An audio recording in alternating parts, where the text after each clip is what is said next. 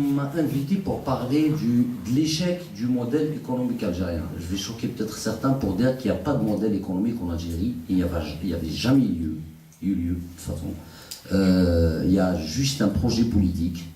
Et l'économique n'a été utilisé, ce que j'essaye en fait de démontrer, n'a été utilisé que pour répondre à des objectifs politiques d'un régime illégitime qui s'est imposé à l'Algérie au lendemain de son indépendance.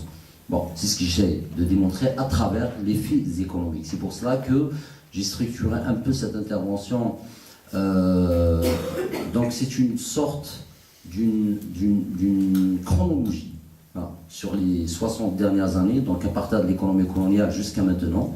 Donc on peut constater qu'il n'y a pas finalement de rationalité économique, et la rationalité politique a toujours pris le dessus sur la rationalité économique. C'est ce qui explique en fait la question, en fait, à mon sens, hein, enfin à mon avis, la question que tout le monde se pose: pourquoi l'Algérie n'est pas un pays développé? Et pourtant, elle a toutes les capacités pour l'être.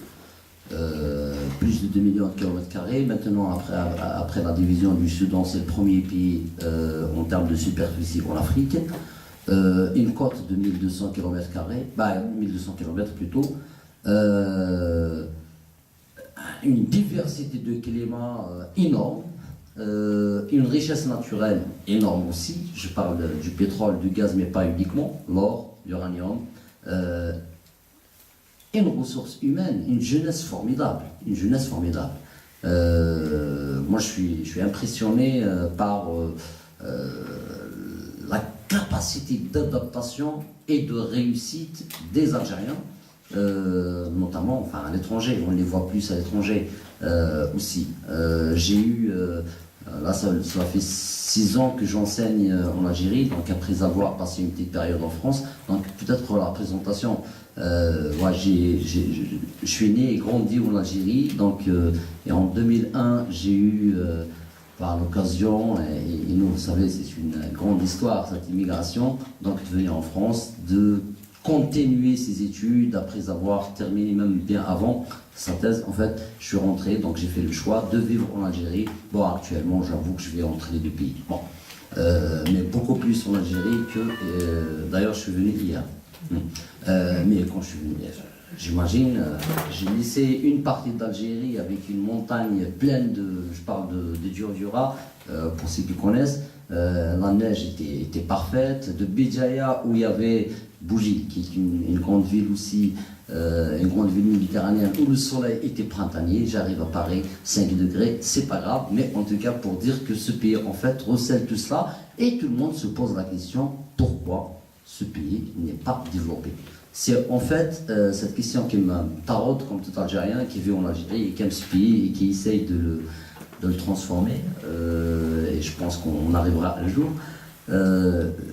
qui me préoccupait. Donc en fait, j'essaye d'apporter une réponse à tout cela. Enfin, j'essaye. L'intervention, je préviens, ne sera pas longue, donc je préfère plus le débat que l'intervention, mais ça c'est un concept qu'on a développé avec beaucoup d'anecdotes, j'espère en fait, parce qu'en fait c'est un concept qu'on a développé avec un copain, des copains en Algérie, étant donné qu'il y a un processus de dépolitisation extrême de la société. Nous sommes presque arrivés à faire des conférences théâtre en fait pour être en phase avec la société qui, faute d'une ouverture du champ politique et médiatique, elle répond par la dérosion. Et là, les Algériens sont connus par des blagues, et ils rigolent même de leur propre situation. Très bien. Et c'est une particularité algérienne. Bon, donc en fait, ce sera, pour parler sérieusement, sur plusieurs étapes en fait. Donc j'essaie de parler de la période coloniale en fait, donc l'économie, les caractéristiques de l'économie coloniale, puis des choix économiques qui ont été faits au lendemain de l'indépendance, notamment avec l'arrivée au pouvoir de Ouari Boumedienne, donc jusqu'en 80, puis voir les différences, les petites différences qui ont eu lieu, ou le petit réaménagement qui ont eu lieu durant la période de Chadli. En fait, chez nous, c'est une particularité, faute d'une démocratie, étant donné que l'institution présidentielle, ou bien ceux qui l'ont le président ou ceux qui l'ont instauré arrivent à avoir sa touche. Et ça, on peut le voir. Hein, pour comprendre l'histoire d'Algérie, donc la périodisation correspond parfaitement aux périodes de gouvernement d'un président qui n'en a aucun pouvoir. Mais bon, j'arrive sur cette question. Donc on va faire un petit peu cette chronologie de la période coloniale jusqu'à maintenant, avec une tentative d'explication, modestement, un essai d'explication de l'échec du modèle économique algérien. On sait très bien que l'Algérie a été, enfin la dernière colonisation a été tout le temps colonisée, hein, d'une certaine façon, tout le temps colonisée, des Byzantins, des Romains, des Arabes, et la dernière colonisation qui était française, qui était une colonisation de peuplement, qui a duré 132 ans, il faut toujours le rappeler. L'économie coloniale, en fait, a été est caractérisée par trois grands concepts, trois grandes caractéristiques, en fait.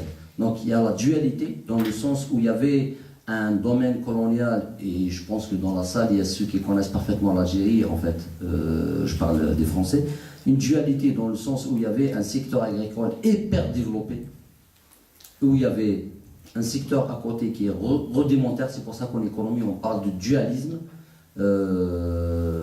et entre lesquels il n'y a aucun lien. Bon. Il y avait l'extraversion, parce que l'économie algérienne, en fait, n'a jamais été, ou l'Algérie n'a jamais été considérée comme un espace à développer ou appelé à se développer par lui-même. Donc il était toujours au service de la métropole. C'est pour ça qu'on parle d'extraversion. Donc toute l'économie coloniale, en fait, a été conçue de telle sorte à ce qu'elle répond aux besoins de la métropole.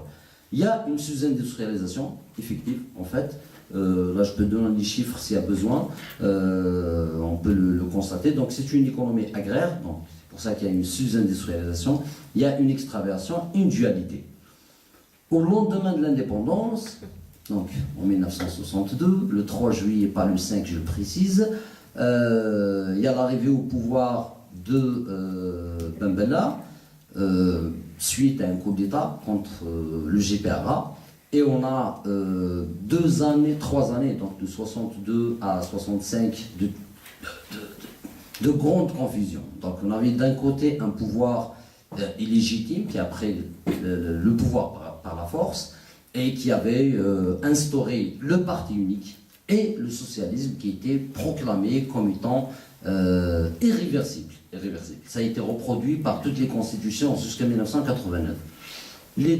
Comment juger les premières années? Bon, on peut dire que c'est des jeunes de 30 ans qui sont arrivés au pouvoir et qui essayaient, tâtonnaient par-ci et par-là, où il y avait un certain nombre de décisions économiques quand même importantes, l'instauration du dinar, la création de la Banque centrale, la création des grandes sociétés telles que la Sonatrach, et l'autogestion. En fait, parce qu'en fait, les domaines coloniaux laissés par les Européens d'Algérie étaient là, comment on fait, on a réfléchi, on s'est dit, bon voilà, on va dans un premier temps autogérer, parce qu'en fait les travailleurs algériens, avec toute la fierté, avec toute l'élan de la guerre de libération, on les a entre les mains, maintenant on va les autogérer. Et on a aussi les chiffres, c'est des domaines qui ont été autogérés dans le sens où la production n'a pas baissé, notamment dans le domaine agricole.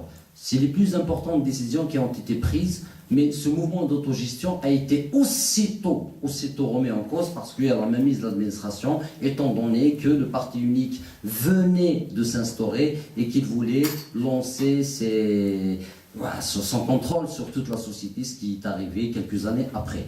Mais le plus grand mouvement, la plus grande transformation en fait, a eu lieu après l'arrivée au pouvoir de Houari Boumediene. Suite à un coup d'État contre Ben Bella, et il faut rappeler que Ben Bella Boumediene était chef d'état-major et Ben Bella était président.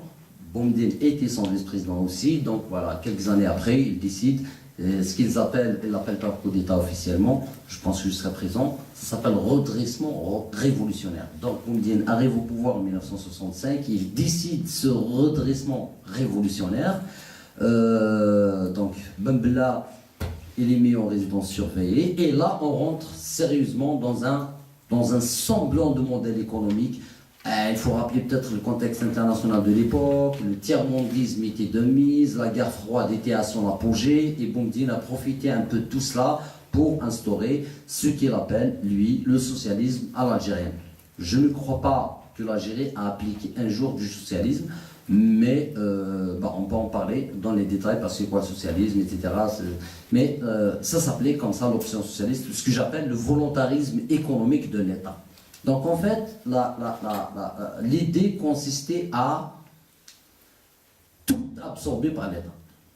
Bon, voilà. On nationalise tout, on décide de tout, et l'administration décide. Il avait comme Premier ministre en fait un gars assez connu normalement sur la place parisienne, un certain Bled Abdeslam, qui était militant de l'Union Générale des étudiants algériens, des étudiants musulmans, et qui était chef de gouvernement, l'homme le plus puissant, qui était enfin ministre des Industries. Et on s'était inspiré en fait théoriquement d'un modèle qui s'appelle l'industrie industrialisante. Peut-être un mot sur ce modèle qui a été conçu par François Perrault et aussi conçu par Debernis, qui est un professeur d'économie à Grenoble.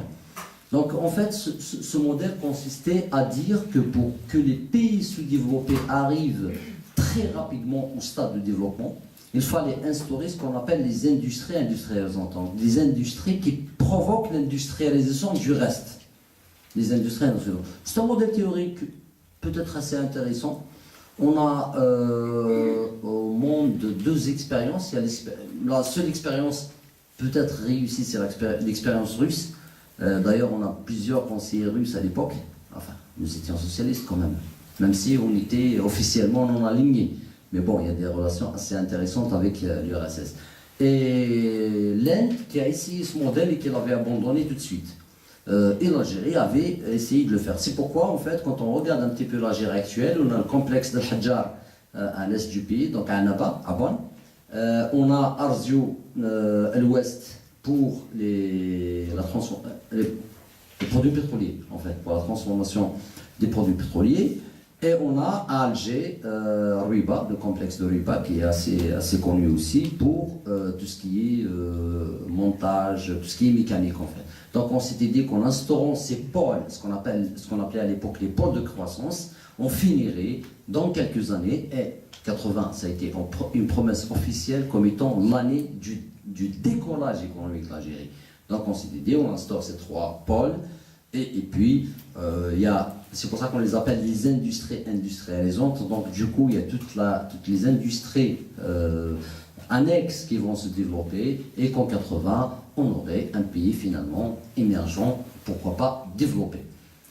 Bon, on a fonctionné comme ça, sachant que on a nationalisé les hydrocarbures, donc le 24 février 1974. On a eu donc une manne pétrolière énorme, c'est pour ça que je parle d'économie de la rente par la suite, et qui peut être considérée selon les uns ou les autres comme étant une bénédiction ou comme étant une malédiction pour l'Algérie. Moi personnellement je pense que c'est une grande malédiction, mais bon, on en parlera.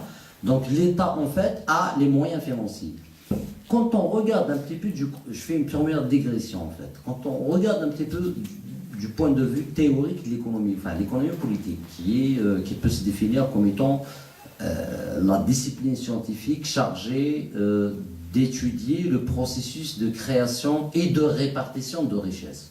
L'économie politique est basée sur la rareté. L'État algérien n'a jamais été dans une situation, enfin jusqu'à présent, dans une situation de rareté des moyens financiers. Donc il s'est les donner.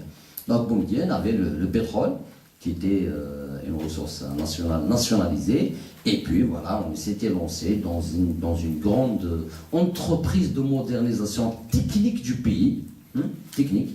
On avait commencé d'abord à aller, pour l'anecdote, dans un premier temps, on s'est dit, on va aller dans l'usine Cléomain. Donc on importait carrément les éléphants blancs, ce qu'on appelait à l'époque les éléphants blancs. Donc on importait des usines d'Allemagne, de France, et surtout d'Allemagne en fait, parce qu'en fait Boumediene avait une petite dent contre la France, enfin, de par son populisme connu. Et puis à un certain moment ça ne marchait pas. On s'était dit, on change.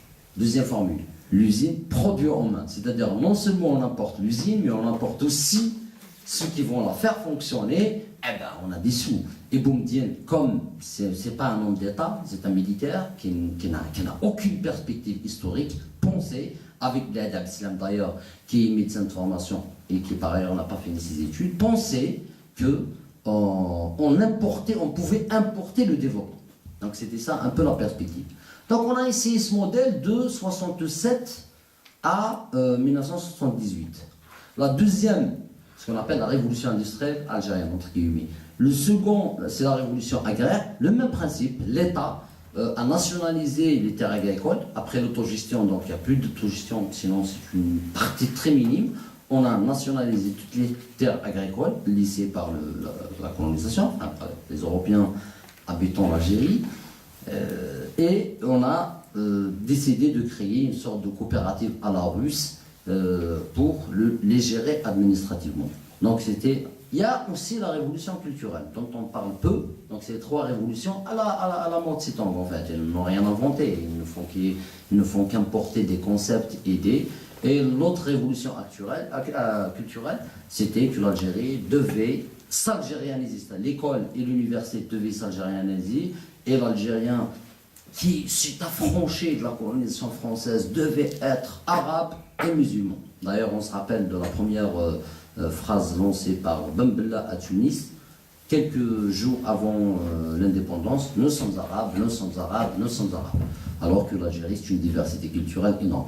Bon, vous m'excusez ces bifurcations sur les différents chapitres, parce qu'en fait, en Algérie, et là je fais une deuxième digression, et il faudrait comprendre que nous ne sommes pas dans des sociétés différenciées dans le champ, au sens de Bourdieu, dans le sens où le champ économique est autonome, le champ culturel est autonome, et on est dans une même mise totale du politique sur le reste des champs. C'est pour ça qu'un économiste en Algérie, c'est pourquoi j'ai fait ma thèse en sciences politiques plutôt en économie, parce qu'en fait je suis économiste de formation, mais à un certain moment j'avais découvert que les concepts d'économie, et ça c'est une autre digression, n'arrivent pas à expliquer ce qui se passe en Algérie. Il y a un champ économique, il y a une circulation de richesses, mais il n'y a pas d'économie. La science économique telle qu'elle est enseignée dans les universités est non opératoire pour expliquer les réalités marchandes algériennes. J'en reviendrai. Ça relève peut-être, et je défends ça, de l'anthropologie économique, de la sociologie politique, mais pas de la science économique. S'il y a des économistes dans la salle, on peut en débattre parfaitement d'ailleurs. Donc en fait, en tout cas, ce modèle, étant donné qu'il n'y a pas de débat contradictoire, étant donné que la société civile était laminée, étant donné que c'était ça, quoi, la religion, l'islam est religion d'État, le socialisme est un choix irréversible. Boumedienne, c'est un militaire et un dictateur, et ça on le sait. Donc cette industrie industrialisante était fonctionnelle, la révolution agraire a eu lieu, la révolution culturelle aussi. Ben voilà, tout est parfait dans les années 60, étant donné qu'il y a des moyens financiers qui permettaient en fait de combler tout cela. Bon, début d'expérience, et je crois que même les Algériens ont cru. Les Algériens, j'ai des témoignages d'Algériens qui sont actuellement des opposants aussi, donc dont on ne soupçonne pas une adhésion au boumedienisme, qui me disait que dans les années 70, quand Boumedienne faisait le discours, les rues étaient vides. Bon, c'est vrai que le mec est un animal politique. Mais bon, passons. Donc, dans les années 70, c'était ça, une économie, ce qu'on appelle une économie administrée. Donc, on a administré le champ économique, donc on a une administration qui gérait tout. On gérait par la planification, ce qu'on appelle la planification centralisée. Donc, par avance, l'administration décide combien on va produire dans quelques années, etc. etc. 78, Boumedienne, 17. C'est la première fois d'ailleurs que le régime algérien, qui était jeune, hein, de 62 à 78, était confronté pour la première fois aux questions de pouvoir. Qu'est-ce qu'il fallait faire? Entre-temps, les limites de l'économie administrée commençaient à apparaître au sein de la société. On voit notamment la corruption qui se généralisait. On avait une économie informelle qui se créait en fait. Après, je reviens sur ces concepts, surtout de l'économie informelle, qu'il ne faut pas confondre avec le marché noir. C'était pas du marché noir, c'est une économie informelle, parce que le marché noir, c'est des activités non déclarées. Par contre, l'économie informelle, telle qu'elle était en Algérie, en fait, c'était une économie intimement liée, où les réseaux qui les contrôlent sont intimement liés au pouvoir politique, en fait. Bon. Et donc, et les militaires, en fait, il y a eu aussi une évolution du régime politique entre-temps. On décide, bon voilà, sans choix populaire, ça c'est clair, sans consultation populaire, on décide de ramener un certain Chadli Bejdid qui arrive en 1980. Chadli arrive sur le plan économique, en fait, c'est toujours important, décide de faire ce qu'on appelle des réaménagements. Il l'appelait le changement dans la continuité. Donc, sans déjuger sa période précédente, ce qui est normal, c'est lui-même qui les ramène au pouvoir, il décide de faire un certain nombre de réaménagements. Il s'entoure d'une nouvelle équipe qui avait expliqué en fait pourquoi il y a l'échec des années 70. On s'était dit, si dans les années 70, donc il y a eu un bilan économique et social de la période de Boumedienne qui a eu lieu en 1979. On s'était dit, si la période précédente, en fait, si Boumedienne, ou si l'économie algérienne n'était pas développée, pour être neutre, c'est parce que nous avions des entreprises assez grandes, en fait. Parce que Boumedienne avait créé ce qu'on appelle les entreprises nationales. Ça s'appelait à l'époque les sociétés nationales, avant qu'elles ne deviennent des entreprises. Des sociétés nationales par secteur. Chaque secteur est contrôlé par des grandes sociétés. On s'est dit, ouais, si, le postulat de base, en fait, si l'économie n'était pas développée, c'est parce qu'il y a des grandes sociétés, des sociétés tellement grandes qu'elles sont ingérables. Donc on décide de les fractionner, de les morceler en petites et moyennes entreprises. Ce qu'ils ont appelé officiellement la répartition, je trouve la formule, c'est des entreprises par vocation. Vous savez, bon, parce qu'à l'époque, les fonctions de production, de commercialisation sont intimement liées. On s'est dit maintenant, on crée des entreprises de production, on crée des entreprises de commercialisation, on crée. Donc c'est pour ça qu'il y a eu, en fait, on est passé en quelques années, en 2 ans, de 400 entreprises à quelques 2000 entreprises. Donc les aménagements apportés par l'équipe de Chadli une fois arrivé au pouvoir, c'était celle-ci. Donc, ce qu'on appelle le morcellement des entreprises, des grandes entreprises publiques. La seconde, on s'était dit, ouais, on est trop parti sur l'industrie et là maintenant, et on a négligé l'agriculture. Donc, il y a eu aussi donc, une importance assez donnée, assez accordée pour l'agriculture. Très bien. Ça a duré quelques années, 4 ans, le premier plan. 4 ans. Mais entre-temps, donc sur le plan politique, Chadli voulait asseoir son pouvoir. Donc après, on peut en parler aussi de ces dividendes politiques qu'a Chadli, en fait, parce que l'objectif principal, c'était de dégager l'équipe de Boumedienne du pouvoir. Donc, Boumedienne, en s'appuyant sur Bled Abdeslam, il a eu comme tout un réseau des directeurs d'entreprises publiques qui sont désignés par le pouvoir central, ça il faut le souligner, etc., qui étaient les soutiens principaux de Boumedienne, et donc ils ont épuisé énormément d'un parti politique qui avait apporté du FLN, bien sûr, les anciens Moudjahidines, etc., mais aussi un autre parti politique qui s'appelait le PAX, le Parti d'avant-garde socialiste, qui avait apporté ce qu'on appelle à l'époque le soutien critique à Boumedienne. Bon, passons. Donc, cette expérience a duré le temps d'un plan, donc 5 ans.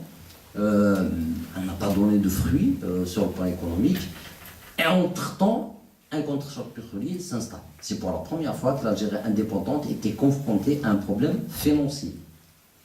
Il y avait une chute drastique des prix du pétrole.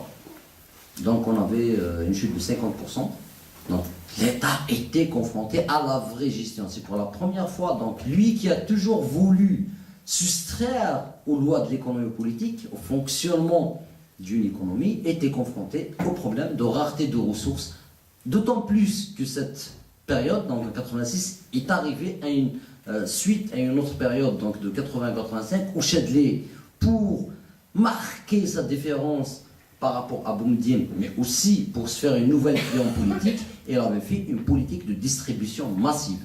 Rappelons que les prix du pétrole, en fait, on ne comprend pas l'histoire d'Algérie si on ne met pas l'histoire des prix du pétrole en parallèle.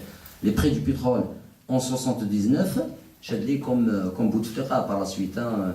Bouteflika est arrivé, les prix du pétrole étaient à leur apogée. Chadli c'était pareil. En 79, il y avait une augmentation énorme des prix du pétrole.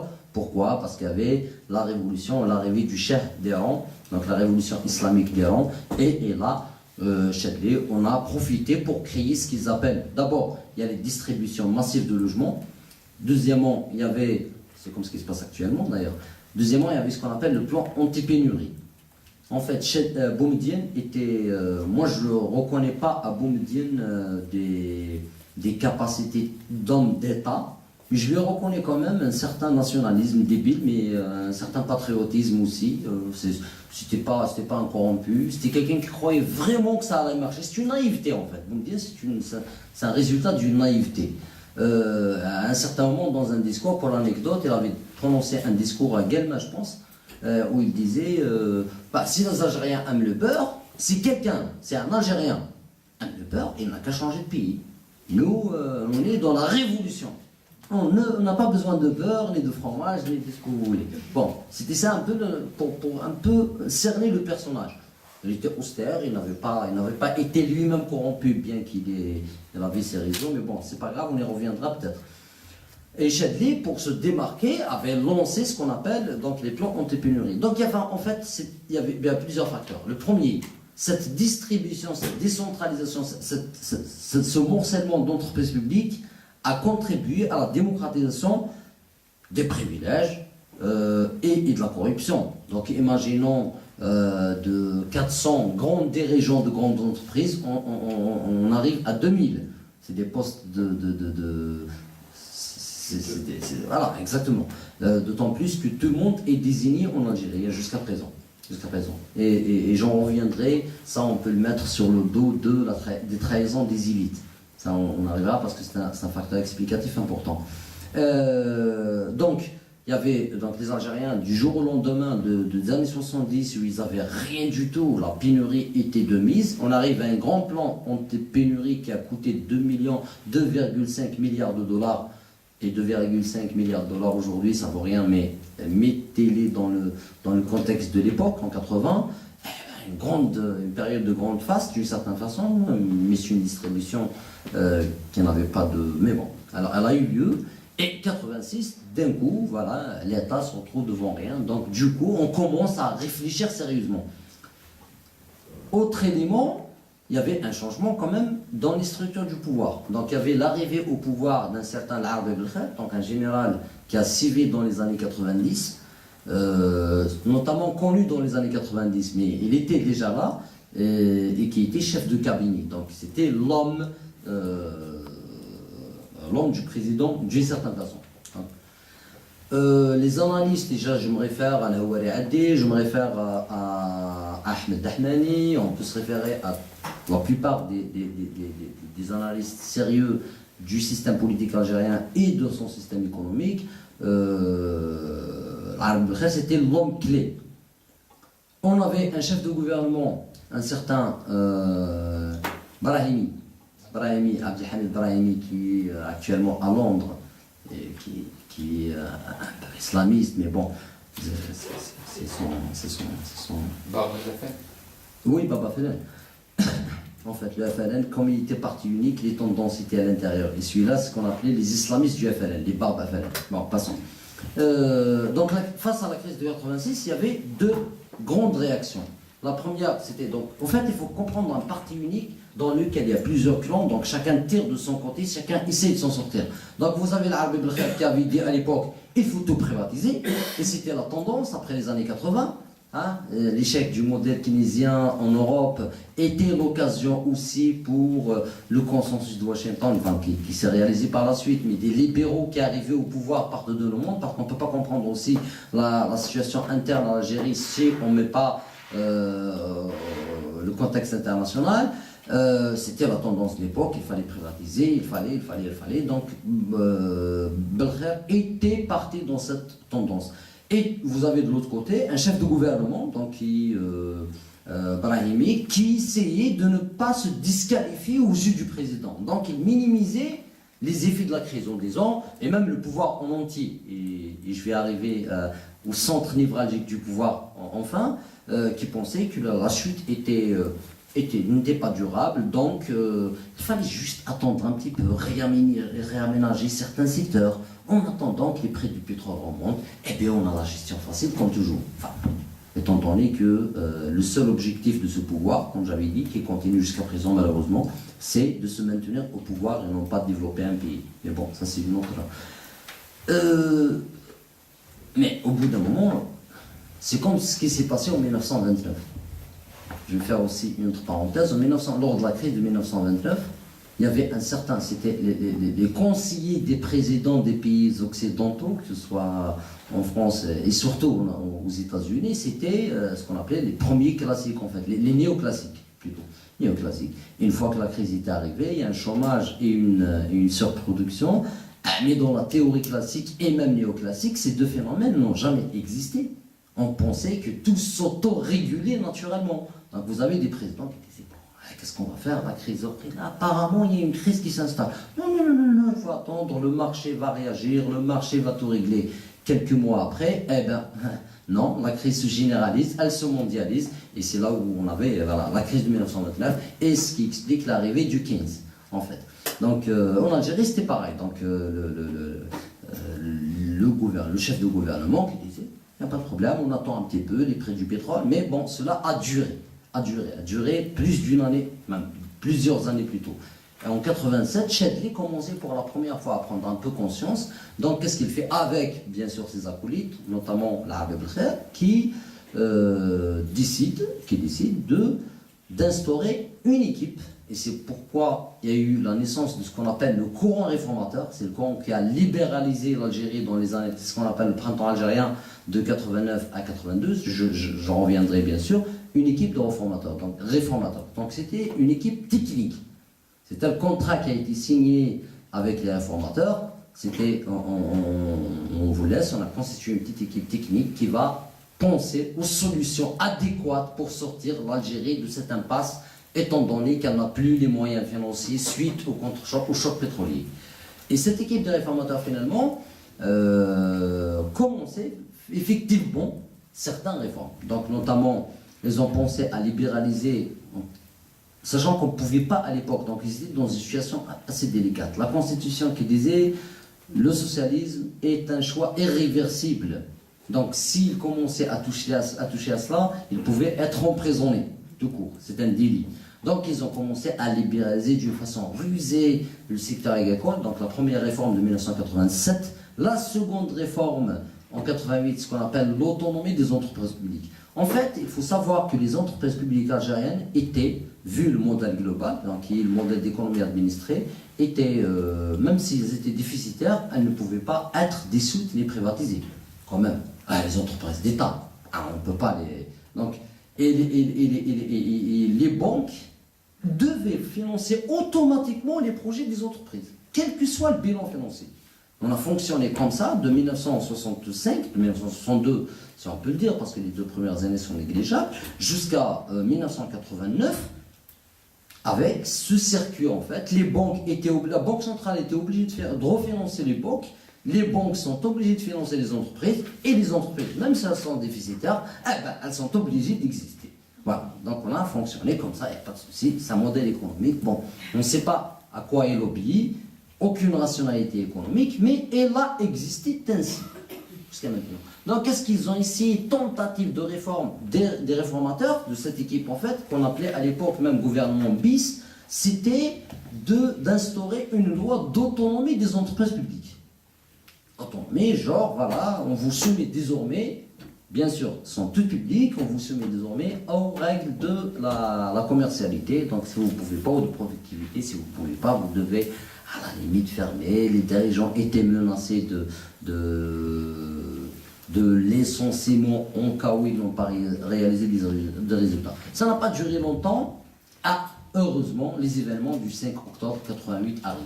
Et sur ça, peut-être il faut rendre un grand hommage au peuple algérien qui a su se révolter avant même la chute du mur de Berlin. Le 5 octobre 88, les contradictions étaient telles. La crise économique ou bien le manque des moyens financiers au pouvoir central était tel que les contradictions sont arrivées à terme et il y a eu cette explosion d'octobre 88. En plus, les luttes du pouvoir entre les réformateurs et les conservateurs qui sont représentés par le parti. 88 arrive avec 600 morts et c'est la première fois, parce que l'armée algérienne en fait c'est une armée, je dirais les dirigeants militaires algériens sont lâches dans le sens où ils ne prennent pas le pouvoir et ils désignent un civil tout court. Ils n'ont jamais été, c'était une armée respectable, mais en 88 c'est pour la première fois où il y a eu ce grand choc où l'armée a terré sur la population, il y avait 500 morts. Et là, il y a un déséquilibre énorme au sein du pouvoir et on décide de ramener, en fait, d'accélérer le mouvement de réforme.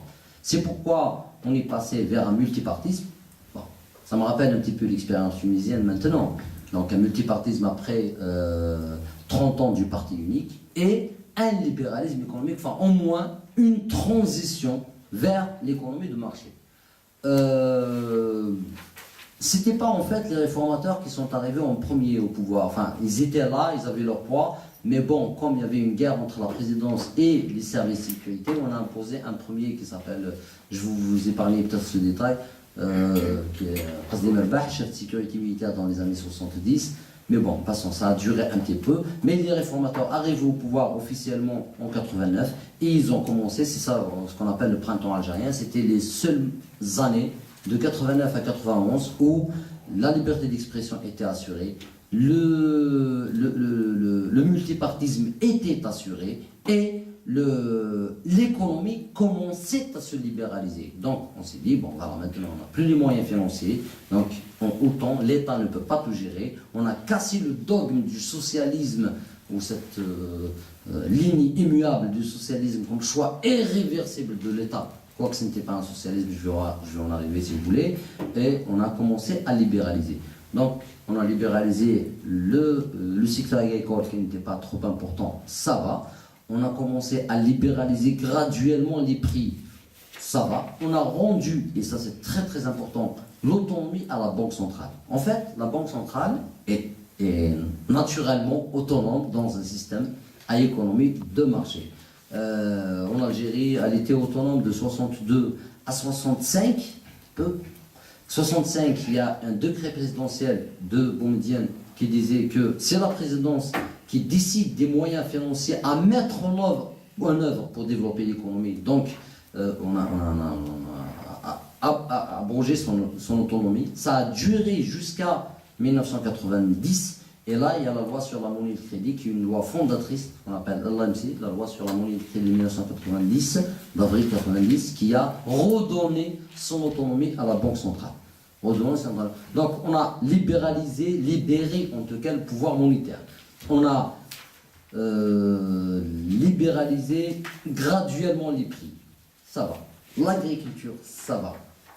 Et on arrive au commerce extérieur. Parce qu'en fait, depuis 1962, le commerce extérieur, c'est la niche de corruption la plus importante à travers les réseaux de Zgar dans les années 70, à travers, c'est les vrais barons du régime en fait qui contrôlent ce commerce. Donc on avait fait affaire les réformateurs de l'époque, donc un qui vit ici à Paris, Razi Hidoussi. Donc si vous continuez à réfléchir sur l'Algérie, moi je vous invite, peut-être vous connaissez, c'est clair, tout le monde, beaucoup le connaissent, à l'invité qui était ministre de l'économie dans les années 70, qui avait fait recours à un groupe, à un bureau d'études parisien pour justement libéraliser comment en fait l'Algérie à l'époque elle achetait le produit carrément elle le paye au prix. Il n'y avait pas, on n'achète pas le prix plutôt dans le pays de fournisseur, mais on l'achète carrément au port d'Alger.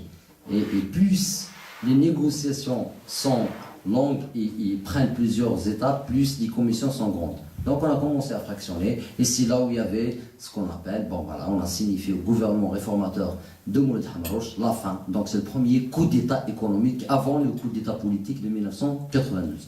Donc on a démis de ses fonctions le gouvernement réformateur de Hamrouche, et on ramène qui? Les militaires étaient là, sachant qu'ils ne pouvaient rien faire. On ramène un certain Bled Abdeslam, un certain Ahmed Ghazali qui était chargé de réformer les réformes. Bon, quelques années, les élections législatives arrivent, Et ça, c'est une période très très intéressante parce que ça marque un tournant. Les élections législatives arrivent, le fils arrive aux majorités absolues, majorité électorale absolue étant donné le mode de scrutin, les militaires décident, encore une fois, ça y est, on ne peut plus tolérer cette démocratie qu'on ne peut plus contrôler, donc on arrête le processus électoral de 1992, mais sur le plan économique, le problème n'était pas réglé. Et qu'est-ce qu'on fait? Eh ben, on appelle Bled Abdeslam, qui était le père de l'industrialisation algérienne des années 70. Il arrive, lui qui est étatiste, il arrive, il remet en cause pratiquement toutes les décisions, toutes les réformes qui ont eu lieu durant la période de Hamrouch. Mais entre-temps, les caisses de l'État se vidaient. Donc il instaure la fameuse autorisation d'importation, il remet en cause l'autonomie des entreprises publiques, mais la faillite arrivait. Et c'est pour ça que l'Algérie s'est retrouvée en 1993 en cessation de paiement. En cessation de paiement. Ça y est, l'État ne peut pas se déclare en faillite. Parce qu'en fait, pour la gestion, en fait, j'ai oublié un détail, enfin j'ai pas oublié, c'est dans la continuité. Pour gérer la crise de 1986, on contractait ce qu'on appelle des prêts à court terme. Pour payer nos dettes, on s'endettait pour payer, bon ça va, des prêts à court terme. Mais en tout cas, les prix du pétrole vont augmenter, pas de souci. Bon, ceci n'a pas eu lieu. En 1990, nous étions dans une asphyxie financière totale. Il n'y a rien, on ne peut rien faire. On est obligé de passer à un plan d'ajustement structurel avec le FMI. Donc c'est pour ça que la période de 94-98 était sous ce qu'on appelle le plan d'ajustement structurel du FMI. Donc on avait d'un côté une guerre civile qui s'est déclarée, on avait d'un autre une faillite économique.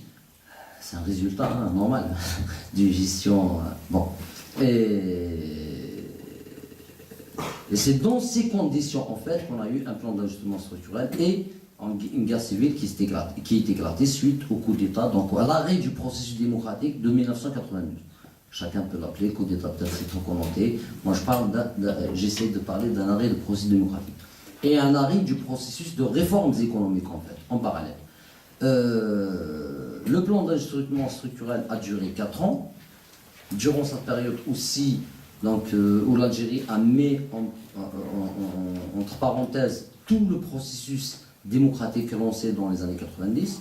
Donc on n'avait rien du tout. On avait ce qu'on appelle le Haut Conseil d'État, qui est une institution non élue, n'a jamais été élue. Au niveau du Parlement, on avait ce qu'on appelle le Conseil de transition. Donc c'est des gens désignés aussi, comme d'habitude. Et le plan d'ajustement structurel, en fait, consistait à, comme d'habitude, comme ce que fait le FMI en général, vous êtes un pays endetté, vous êtes un pays en faillite, donc on vous impose une certaine rigueur, un certain ajustement structurel qui avait duré 4 ans.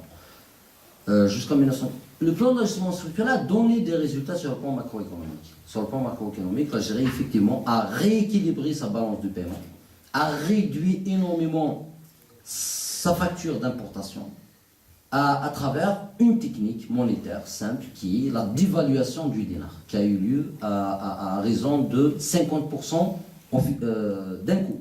Il y avait ce qu'on appelle les glissements qui ont commencé bien avant et bien après. Donc, une dévaluation faisait quoi? Faisait qu'il y a un manque de pouvoir d'achat de la population, donc il y a moins d'importation. C'est comme ça qu'on a rééquilibré, en fait, suite à des techniques, rééquilibré la balance commerciale. 98, je vais faire vite parce que je suis plus intéressé par le débat que par ce que je dis. 98, il y a une augmentation énorme et continue des prix du pétrole qui dure jusqu'à présent d'ailleurs.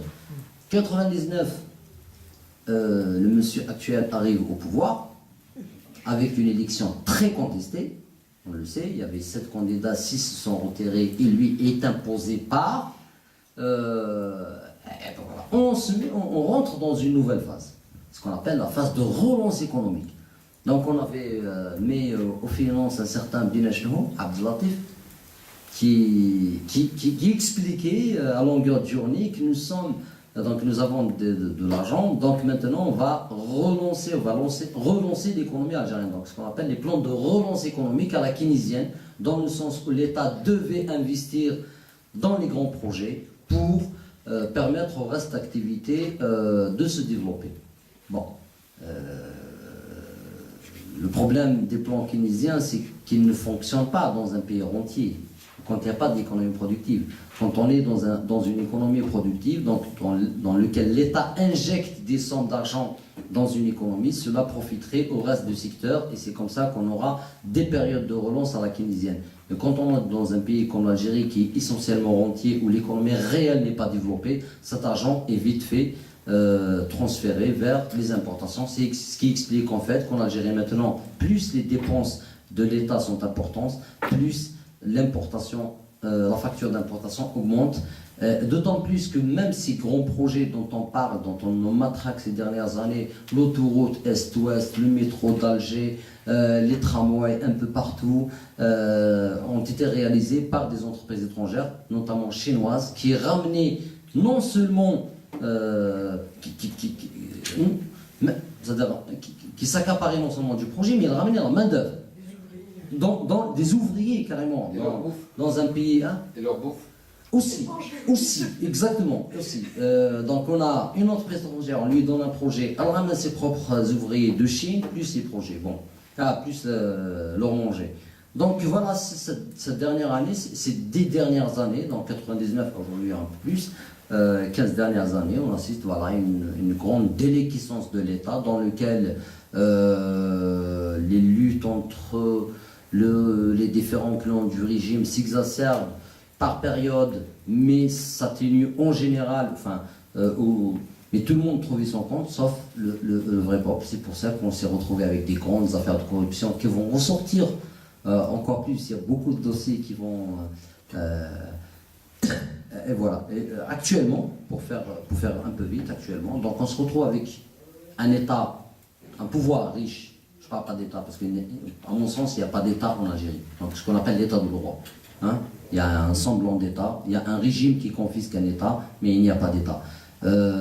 Donc riche, un peuple de plus en plus pauvre, parce que quand le résultat de tout cela, en fait, de toutes ces 50 dernières années de gestion politique et non pas économique d'Algérie, on se retrouve avec une classe parasitaire qui est au pouvoir, qui est de plus en plus riche, pendant que la population devient de plus en plus pauvre. C'est un grand malheur, c'est un grand dommage que des occasions ratées, tout le monde le constate. Mais la question qui demeure aussi posée, c'est pourquoi l'Algérie, en fait, n'a pas, l'Algérien, dont on connaît sa révolte légendaire, qui dure depuis pratiquement des années, enfin, j'avais pas donné un chiffre, j'allais dire 200 000 ans, effectivement. Quand on regarde nos aïeux, on n'a pas encore réalisé sa révolution. Moi, je pense que tout cela se comprend. Il se comprend d'un côté par la tragédie, les différentes tragédies qu'il avait passées ces dernières années. Donc, il y a une guerre d'Algérie, une guerre de libération qui fait une grande déchirure et dont on n'a pas encore fait le deuil, étant donné l'interdiction, la fermeture du champ politique et médiatique qui a eu lieu. La seconde, on a une dictature de 50 ans, et ça, il ne faut pas hésiter à le dire. Troisième, on a la dernière guerre d'Algérie aussi, dans laquelle, en l'espace de 10 ans, et je ne connais pas beaucoup de sociétés qui peuvent survivre, sinon redevenir normal après 200 000 morts et 16 000 disparus, c'est des chiffres minimum en 10 ans. Troisièmement, c'est la nature du régime algérien. En fait, il y a ce qu'on appelle un dédoublement des structures du pouvoir. Il y a une façade démocratique qui trompe même une partie du peuple. Donc on a un parlement, hein, je vous signale, on a même un Sénat, on a un président de la République, on a un chef de gouvernement, on a des ministres, on a des chefs d'entreprise, on a des recteurs d'université, on a des directeurs d'hôpitaux. Mais tout ce bon monde est désigné, mais qui n'a aucun pouvoir. Ce pouvoir est logé dans une institution qui s'appelle les services de sécurité. Et quand on remonte un petit peu l'histoire ou l'évolution du régime politique algérien, on peut tout comprendre. Donc sur le plan économique, pour ne pas dévier, c'est ce qui explique en fait, il ne peut pas y avoir d'économie quand on n'a pas, quand on ne s'autorégule pas, quand on ne se régule pas par sa propre rationalité que par ses propres lois économiques. Donc l'économie est encastrée dans le champ politique et le champ politique est contrôlé par un gros puscule de personnes qui ne sont pas l'institution militaire. Je parle de services de sécurité qui contrôlent et l'institution militaire et le reste des institutions et qui n'a comme finalité que de demeurer au pouvoir. Donc c'est ce qui explique la paralysie des institutions de l'État. C'est ce qui explique la stérilité de l'économie. Et c'est par ça qu'on explique un petit peu pourquoi l'échec du modèle économique algérien, quoiqu'il n'y a pas de modèle économique, parce qu'il y a une force politique qui n'arrive pas à accepter la société dans sa diversité, qui n'arrive pas à accepter des institutions concurrentes. Donc, elle s'érige en seule institution. C'est elle qui décide du tout, des nominations, des orientations, quitte à utiliser la corruption. On se demandait, et la question qui m'a été posée il y a 3 jours, pourquoi en Algérie la corruption? On dirait que le peuple algérien a la corruption dans le sang. Non, non, mais c'est la nature du régime. Quand on refuse la légitimité politique, on devrait bien avoir une autre. C'est une légitimité, pas la corruption généralisée. Sur ce, je pense que je vais terminer. Et je préfère franchement que le débat ait lieu. Et je vous remercie.